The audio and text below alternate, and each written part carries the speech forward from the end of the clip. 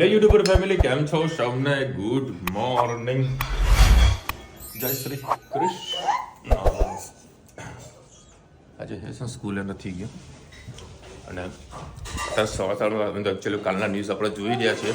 Delhi બોમ્બેનો express highway પર જે accident થયા છે, જોરદાર એક્સિડન્ટ છે. અમુક તો વસ્તુ લાઈવ બતાવવામાં આવી હતી, લોકો વિડીયો શૂટ કર્યો હતો, પણ એમાં કોઈનું કશું ના ચાલે. ખબર હતું તો શું એક અમુક જગ્યાએ વિડીયો ક્યાંક બતાવ્યો. હા, ઊભું નહીં ધુમ્મસ ના કારણે ગજબ. જય દ્વારકાધીશ.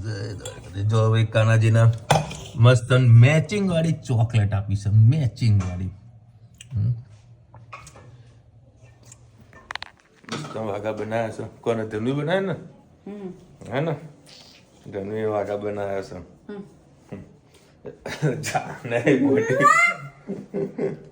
હમણાં ધનુજા રડતી રડતી ઉપર આવી, મને કે પપ્પા મમ્માને મારો, કે મને હેરાન કરે છે. ચમ બીજું મારી છોકરીને હેરાન કરી? બસ નહીં કરે તને. ધનુ છે ને રોજ રોટલીઓ બનાવે ને એટલે. અને અત્યારે સવારમાં અમે ગરબા ગાતા હતા. કયું ગીત હતું ધનુ? હે ધનુ, ગીત કયું હતું? અને ધનુના વાળ છે ને મેં ઉભા કરી નાખ્યા આટલા સુધી. એનું જે ભૂતડું ખરું ને, ભૂતડું આપણું આમ ઘસીએ માથા એટલે વાળ બધા ઉભા થઈ ગયા. બધાને રુચિતાને વાળ ઉભા કરી દીધા. હેતનાને મારા તો થાય ને, મારા તો હમુદાને મારા દોડો હોય તો થાય. એ મારા પર અખતરો કરશે. અખતરો છે ને ઘસે ને ઘસવું પડે બેટા. ના થાય. પકડી રાખ, પાછળ પકડી રાખ, આમ પકડી રાખ, પકડી રાખ, પીઠ ખેંચ, આમ ખેંચ. આ બે જણા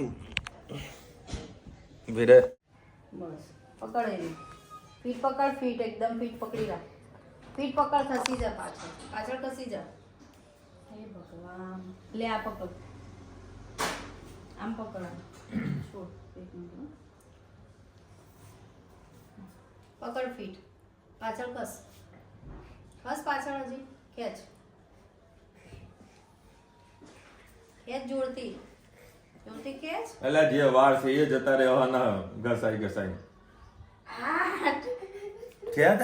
થોડા મોર્નિંગ, જય શ્રી કૃષ્ણ. આજે વાદળ રીંગણ બટેકાનું શાક બનાવીશું. એના માટે મેં 3 પડી જેટલું તેલ લઈ લીધું. એમાં આપણે રાઈ એડ કરી, રાઈ થઈ જાય જીરું એડ કરીએ, હિંગ,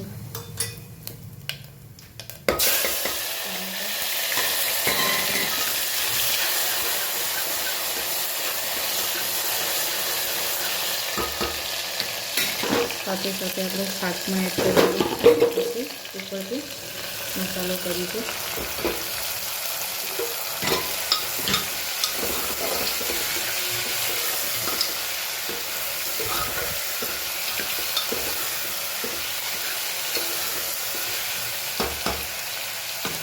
રીતે મસાલા કરી લઈએ. લાલ મરચું 2 ચમચી, ધાણા જીરું, હળદર,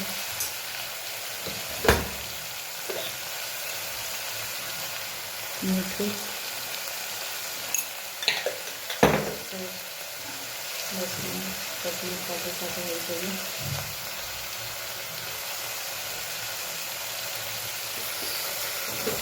ગેસની ફ્લેમ ફૂલ જ રાખવાનું છે.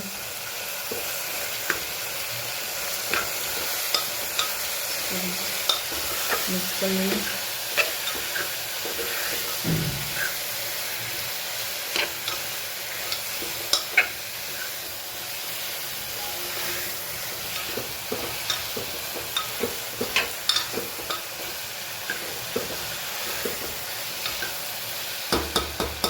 ધાણા એડ કરીએ અને ગોળાઈ કરીએ.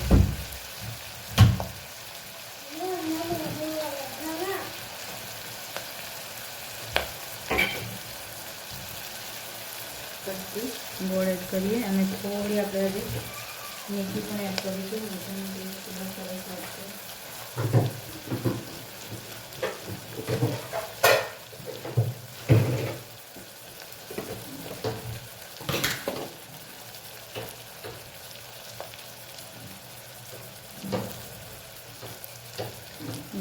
એડ કરી લઈએ અને ધાણા પણ એડ કરી લઈએ.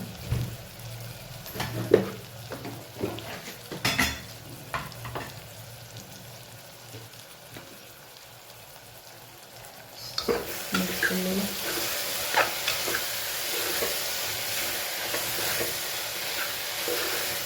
સોયા મસાલાને સાથે ભળી જવા દઈએ, પછી પાણી એડ કરીએ.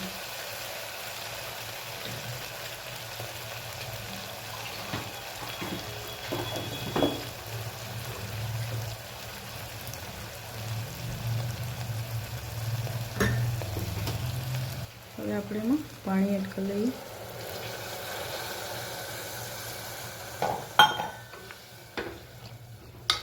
સીટી મારે એટલે બહુ વાલો રીંગણ બટેકાનું શાક તૈયાર.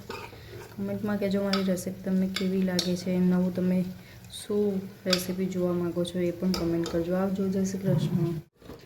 Good evening. જય શ્રી કૃષ્ણ. આજે આપણે બનાવીશું મેથી મટર મલાઈ એની સબ્જી બનાવીશું. એના માટે આપણે એક વાટકી ડુંગળી લઈ લીધી છે, આમાં 2 પડી તેલ લઈ લીધું છે, આમાં 1 વાટકી જેટલા કાજુ, અંદર મગતરીના બી, 6-7 જેવા મરી અને 5-6 જેવા લવિંગ લઈ લીધા છે.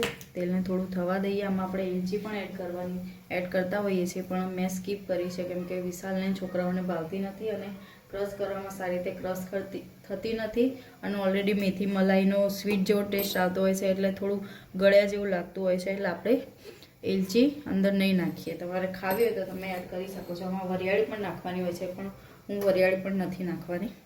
આપણે આને ખાલી નોર્મલ સોતે જેવું જ કરવાનું છે. ડુંગળી એડ કરી દઈએ અને સાથે સાથે કાજુ અને મગતરીના બી એ પણ એડ કરી દઈએ.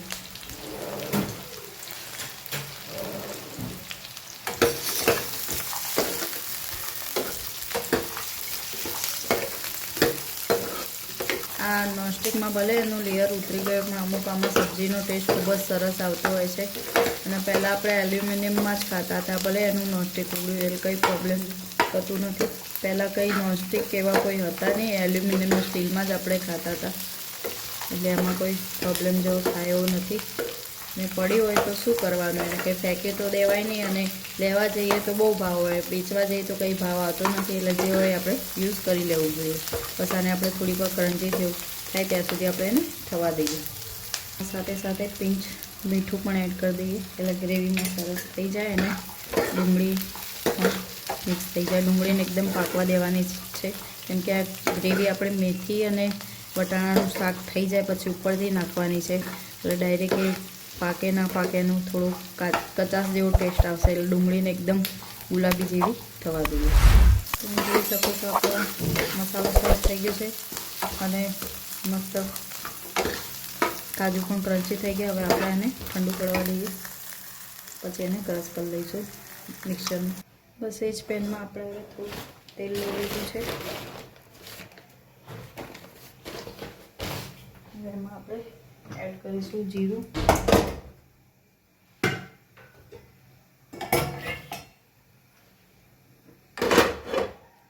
બે પડી જેટલું તેલ લીધું, એમાં જીરું એડ કરીએ. જીરું થઈ ગયું છે, સહેજ પિંચ હિંગ અને હળદર એડ કરીએ અને લીલું લસણ એડ કરી દઈએ. લીલું લસણ ના આવે તો લસણ મરચાંની પેસ્ટમાં એડ કરી શકો છો. મારી પાસે છે એટલે મેં આજે લીલું લસણ એડ કર્યું છે. હવે આપણે મેથી ધોઈને રાખી હતી એડ કરીએ.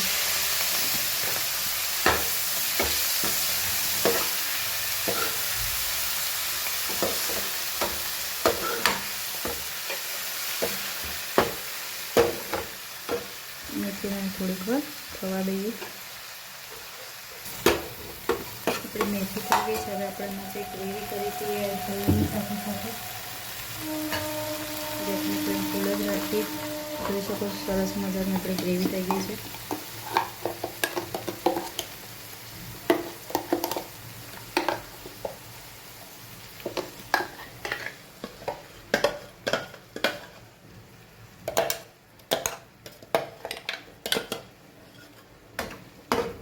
સરસ મિક્સ કરી લઈએ.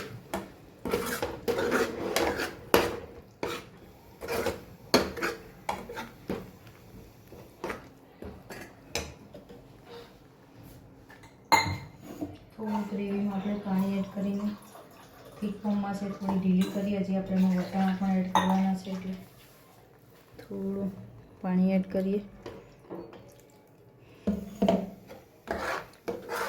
સરસ મિક્સ કરી લઈએ.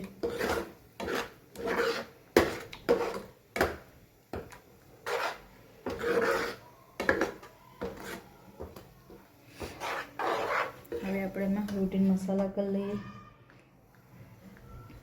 લાલ મરચું પાવડર, સહેજ પિંચ જેટલી હળદર, ગરમ મસાલો, મેથીમાં મીઠું નહોતું નાખેલું, સહેજ મીઠું,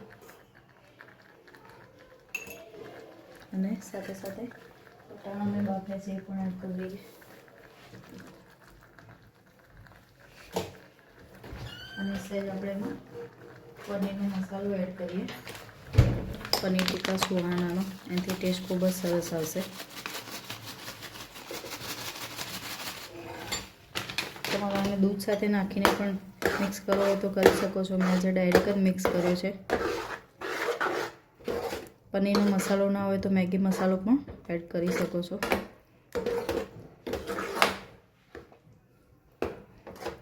બસ આને થોડીક વાર હવે પાકવા દઈએ. હવે આપણે એમાં મલાઈ એડ કરીશું. મારા જોડે ક્રીમી બેઝ મલાઈ નથી, આ હોમમેડ જ મલાઈ છે. હું રોજ દૂધ ગરમ કરું છું, એમાંથી આ મલાઈ બને છે. અઠવાડિયે આપણા ઘી થાય છે. હોમમેડ જ મલાઈ હું એમાં એડ કરીશ. લાસ્ટમાં કસૂરી મેથી એડ કરી લઈશું. ચલો, આપણી મેથી મટર મલાઈની સબ્જી તૈયાર. કમેન્ટમાં ચોક્કસથી કહેજો મારી રેસીપી તમને કેવી લાગી. આવજો. જય શ્રી કૃષ્ણ.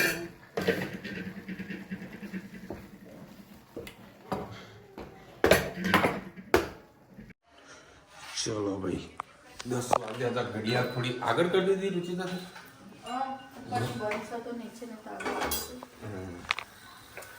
શું બનાવ્યું આજે? શું શું બનાવ્યું? ધનું બોલે મેથી. પરોઠા બનાવો કે રોટલી? રોટલી બનાવી. ધનીનો ડ્રેસ તમને બતાવું, ખરેખર શું શોખ છે. એની પહેલા તમે કનુડાના દર્શન કરો. જય દ્વારકાધીશ. મસ્ત આજે વાઘા પહેરાયા છે. અને આજે જે ધનુનો જે ડ્રેસ છે ને, બેટા ફોન બંધ કરતો દીકરા.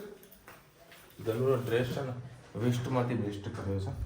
જો ખાલી એટલે સુપર લાગે. ધનુ ખરેખર મોત ન લાગતી હતી મારી દીકા. આજે તે ફોટા પડાયા હતા ને, હે ને?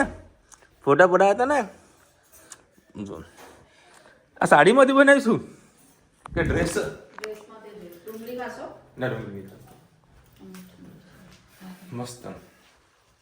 ચકા આવું ખરેખર આવું પૈસા ખર્ચીને જો વસ્તુ લાવીએ તો ખરેખર મજા ના આવે. એના કરતા આમાં વળી મને સારું લાગે. એ અને બગી આવે તો મને બગી આવશે. પૈસા ખર્ચીએ ને તો આવી વસ્તુ ના મળે. કેટલી સિલાઈ લીધી? કેટલી લીધી? માપની કઈ શું બોલો. કેવા મસ્ત ડ્રેસ છે. મારા આવા છે ને બધા ડ્રેસ લાવવા પડશે. એમ સાઈઝના પછી કે મન નહીં આવે કશો ધન માટે મસ્ત. અમારા સોસાયટી બેન સીવે છે, સારું સીવે છે, મજા આવે. અને તારા જો બજાર જેવી સબ્જી રેડી થઈ ગઈ છે, ટકોરા જેવી ગરમા ગરમ ખાવાની મજા આવે. મારા જોડે સરગો ખાવાની ઈચ્છા થઈ હતી. તો સરગો અત્યારે ના બોલે ને એવું કશો વાંધો નહીં.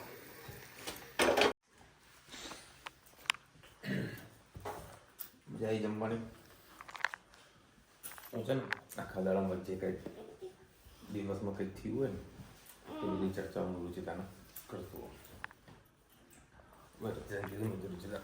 બધી રીતે મહેનત કરીએ બરાબર, બધું જ, કોઈ વસ્તુની કોઈ કસર નહીં રાખતો. પરંતુ એન્ડ મુમેન્ટની અંદર કંઈક પ્રોબ્લેમ આવી જાય ધંધામાં.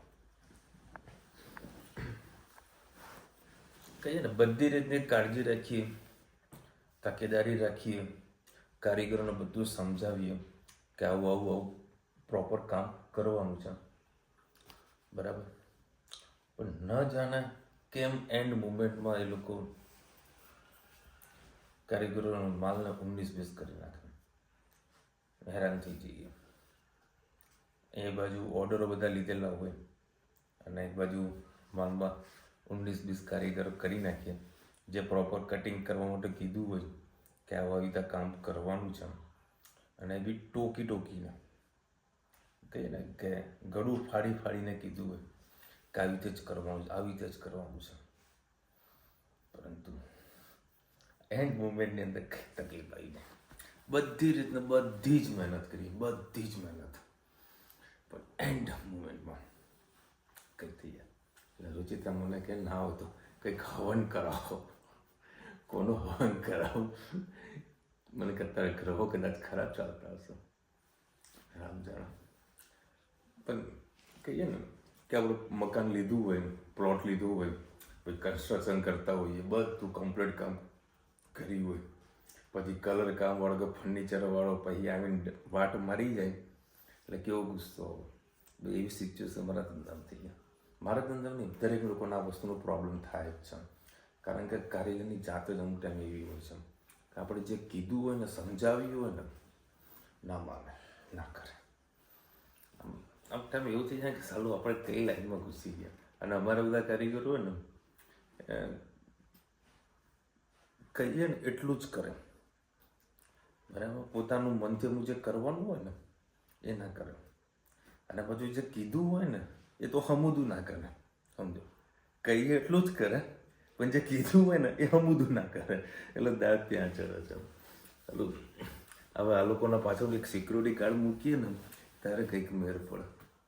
શું કહેવું? હવે તમારી સાથે થાય કે નહીં શું કોમેન્ટમાં કહેજો. બધી ભૂલો ને કદી પાછું ફરીથી રિપીટ થતું હોય, એ રિપીટમાં ભૂલ ના થવા દઉં ને તો પછી તો ક્યાંક ગ્રહ નડે છે. એ ધનો, આ તો અલકાબેનનો જન્મદિવસ છે કે બા હેપી બર્થડે કે હેપી બર્થડે બોલ. ચોકલેટ ખાવાની તારે? ચોકલેટ ખાવાની ને તો કહી દે હેપી બર્થડે.